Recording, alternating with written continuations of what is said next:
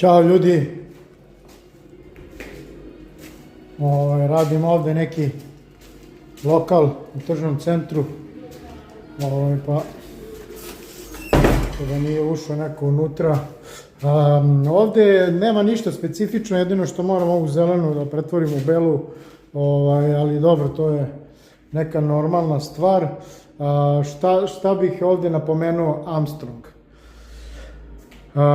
Armstrong plafoni, ne znam ko ih je napravio, što ih je napravio, ali da znate, znači, ja da bi krečio Armstrong plafon moram svaku ovu, pošto se on pomera, vidite, to su ploče koje se stavljaju na ovu konstrukciju, moram svaku posebno da valjčićem polako i to je pitanje da li mogu, tako da generalno ja ne krečim Armstrong plafone, jedino ako se to traži nešto izričito, ali onda to ide malo jača cena jer mora svaki ponaosob.